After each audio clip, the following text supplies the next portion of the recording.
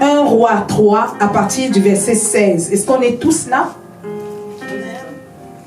Alors 2 femmes prostituées vinrent chez le roi. Elles se présentèrent devant lui. L'une des femmes dit, « Pardon, mon Seigneur, moi et cette femme, nous demeurions dans la même maison. Et je suis accouchée près d'elle dans la maison. » Verset 18. 3 jours après, cette femme est aussi accouchée. Nous habitions ensemble. Aucun étranger n'était avec nous dans la maison. Il n'y avait que nous deux. Que quelqu'un dise que nous deux. Amen. Le fils de cette femme est mort pendant la nuit parce qu'elle s'était couchée sur lui. Verset 20. Elle s'est levée au milieu de la nuit. Elle a pris mon fils à mes côtés, tandis que moi, ta servante, je dormais. Elle l'a couché dans son sein. Et son fils qui était mort, elle l'a couché dans mon sein. Donc elle a pris celui qui était vivant. Elle l'a mis près de lui. Elle a pris son enfant qu'elle-même, elle avait étouffé. Elle l'a mis à côté de l'autre. Et qu'est-ce qui se passe après? Verset 21. Le matin, je me suis levée pour allaiter mon fils. Et voici, il était mort. Je l'ai regardé attentivement le matin. Et voici, ce n'était pas mon fils que j'avais enfanté. Et je prie que Dieu te donne le discernement pour que tu puisses discerner les ruses de l'ennemi dans ta vie. Amen. Amen. Je prie encore que cette parole soit ta délivrance. Amen. Beaucoup de gens demandent la délivrance, c'est quoi? La délivrance, c'est la parole qui vient briser le joug de ta vie. Amen. Donc cette parole nous enseigne que quand elle a regardé attentivement, veut dire, quand elle a bien observé, elle a discerné, elle a dit, ça c'est pas mon fils. Amen. Que dit le verset 22? L'autre femme, celle qui était la malhonnête, celle qui représente le diable et ses œuvres, qu'est-ce qu'elle dit? Au contraire, c'est mon fils qui est vivant et c'est ton fils qui est mort. Voilà la voix du diable dans ta vie. Amen. Et qu'est-ce qui se passe? Mais la première, celle qui était honnête, elle a répliqué. Nullement. C'est ton fils qui est mort et c'est mon fils qui est vivant. C'est ainsi qu'elles sont allées parler devant le roi. Le roi, à la place du roi, met Dieu. Amen. C'est ainsi que les échanges spirituels se passent dans le monde céleste. Alléluia.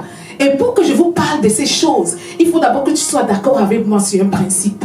Nous sommes de corps, d'âme et d'esprit. Alléluia. Donc, en tant qu'enfant de Dieu, Dieu te dit, naît de nouveau veut dire, naît dans l'esprit. Donc, si tu n'es pas né dans l'esprit, ce message sera très étrange pour toi. Ce message est fait pour les gens qui comprennent le monde spirituel. Amen. Donc, de quoi nous parlons ici? Nous parlons des échanges qui sont faits dans le monde spirituel pendant qu'on dort. Et tu dois comprendre, quand la Bible te dit dormir, c'est quoi dans le monde prophétique? Dormir, c'est ne pas connaître ta valeur en Dieu. Alléluia. Dormir, c'est négliger ta prière. Alléluia. Dormir, c'est négliger de lire la parole de Dieu et de comprendre la richesse qu'il y a dans cette parole. Amen. Amen. Donc la femme, elle était honnête, mais elle ignorait la valeur de la prière. Donc elle est allée se coucher. Et la Bible dit, quand tu dors dans la nuit, le diable se faufile. Amen. Il vient dans ton jardin où Dieu a semé des belles semences, où tu es censé récolter une belle vie, où tu es censé savourer une belle vie. Il enlève les germes de ton jardin. Il va planter dans son jardin. Amen. Et il prend ces mauvaises semences. Il vient planter dans ton jardin. Amen. Et la Bible nous dit qu'on appelle cela l'ivraie. Quelqu'un se rappelle la parole de Jésus qui a dit, dans la nuit quand tu dors, le diable vient planter l'ivraie dans ton jardin. Amen.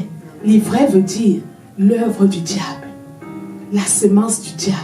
Tu as accouché un enfant qui est bien vivant, mais dans la nuit, pendant que toi tu oublies de prier, de veiller et prier, le diable vient subtiliser ton enfant, changer tes bénédictions en malédictions.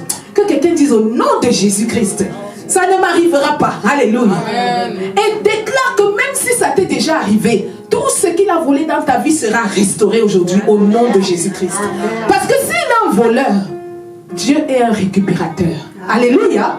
Si le diable est un voleur, Dieu est un restaurateur. Amen. Et qu'est-ce qu'on appelle restaurer? C'est restituer.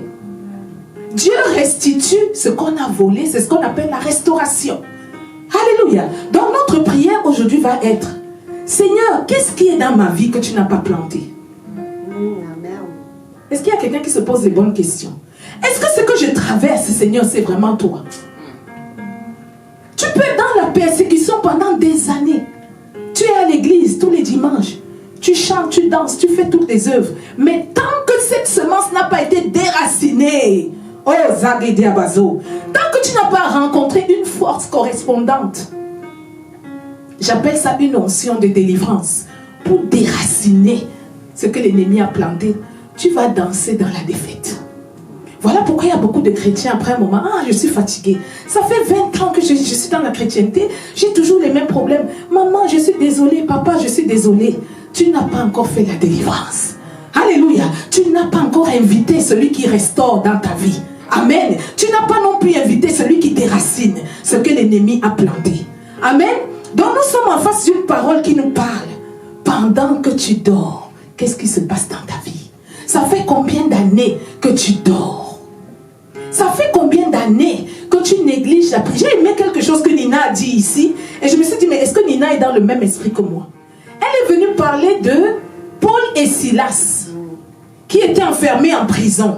La prison représente la captivité. Là où l'ennemi a enfermé tes bénédictions. Là où l'ennemi a frustré ta vie. Ok? Donc Paul et Silas sont enfermés. Et la Bible déclare, à l'heure de la nuit, donc à minuit, Paul et Silas se sont levés. Ils ont dit que on ne peut pas dormir. Alléluia. Donc, sachez que le mot dormir dans l'esprit, c'est péjoratif, c'est pas un bon mot. Amen. Allez visiter la Bible. Chaque fois qu'un peuple dort, il lui arrive des malheurs. Amen. Donc, chaque fois que tu vis une vie qui n'a pas la prière, qui n'a pas la dévotion, qui n'a pas la relation intime avec Dieu, tu vas expérimenter beaucoup de défaites.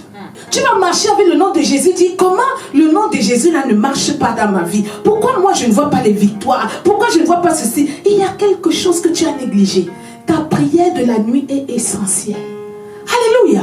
Et Paul et Silas ont compris ce secret. Au milieu de la nuit, ils se sont levés. La Bible dit qu'ils se sont mis à louer l'Éternel. Et qu'est-ce qui s'est passé? Les fondations de la prison se sont ébranlées. Amen. Donc quand les fondations s'ébranlent, tout ça ce sont des images que l'Esprit de Dieu utilise pour te dire que les fondations de ton problème, ça veut dire là où ton problème a commencé. Alléluia. Est-ce que quelqu'un comprend? Quand tu construis une maison, tu commences par quoi? Tu mets la fondation. Ça veut dire que la fondation est la racine, est la, comment dire, la solidité qui soutient toute la bâtisse. Amen.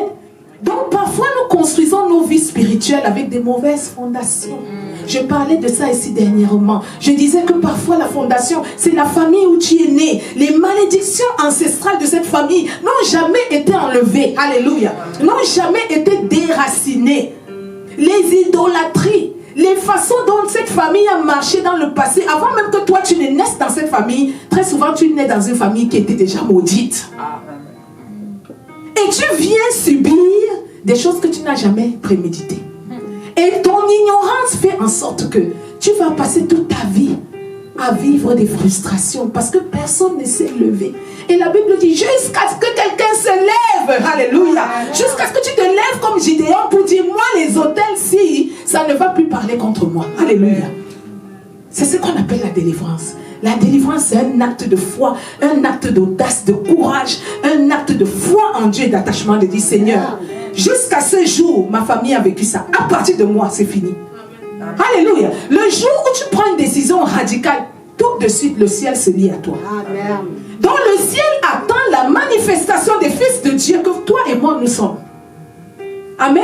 Amen. Nous sommes les fils de Dieu, nous nous réclamons fils et filles de Dieu, mais nous ne prenons pas les actions qu'il faut pour vaincre tout ce qui nous garde en soumission.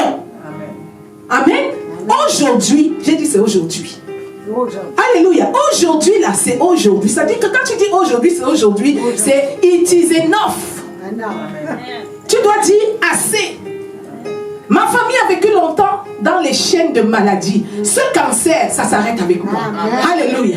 Ma famille a vécu longtemps dans le diabète, d'une génération à l'autre. Aujourd'hui, esprit de diabète, je te chasse de ma famille. Alléluia. Ma famille a vécu longtemps dans la soumission. Aujourd'hui, les addictions, la drogue dans ma famille, bye bye. Amen. Alléluia. Et quand tu prends la décision, tu dis, c'est une affaire de vie ou de mort. C'est de ça qu'il s'agit. Quand Esther s'est levée, elle a dit, perish, I perish. Est-ce que vous comprenez ça? Elle a pris le courage de braver le roi, de braver les arrêtés du roi, de braver les ordonnances de la cour. Elle a dit, je vais me présenter devant le roi. Et si je dois mourir, je n'ai qu'à mourir. Parce qu'à un moment, nos vies ressemblent déjà à des morts. C'est quoi une vie que tu vis dans la défaite tous les jours? Comme si tu es mort vivant. Donc à un moment, tu te dis, qu'est-ce que j'ai à perdre? What am I losing, by the way? I'm tired enough, ok? Quand tu es déjà arrivé au bout de toi, tu arrives au point où tu t'arrêtes, tu dis, Dieu, à partir de maintenant, c'est toi. Perish, I perish. On dit, ils n'ont pas craint leur mort, ils n'ont pas craint leur vie, ils n'ont pas aimé leur vie jusqu'à craindre la mort. Ça, c'est notre Seigneur. Il pouvait dire, je ne veux pas la croix, pas moi, crucifié jamais. Mais il n'a pas craint la mort parce qu'il connaissait la récompense. Toi, commence à connaître la récompense. Le jour où tu es délivré, c'est toute la lignée après toi qui est délivrée. Alléluia. Le jour où tu te lèves, c'est toute ta famille qui est délivrée. De quelque chose, d'un Goliath qui tenait toute votre famille en haleine. Je ne sais pas qui est le Goliath de ta famille, je t'invite à te lever. Alléluia. Je ne sais pas qui est le Goliath qui a gardé ta famille dans les chaînes. Je ne sais pas cet esprit qui est venu dans la nuit pendant que tu dormais. Il a volé les bénédictions de Dieu dans ta vie et il t'a donné une vie de misère. Aujourd'hui, déclare au nom de Jésus qu'il y ait restitution. Qu'il y ait restitution. Je réclame ce que l'ennemi m'a volé. Je réclame ce que la sauterelle, le racine, le drame, toute cette armée qui est venue contre moi, ce qui m'ont volé, aujourd'hui, je dis restitution au nom de Jésus de Nazareth. Alléluia. Élève ta voix, commence à prier.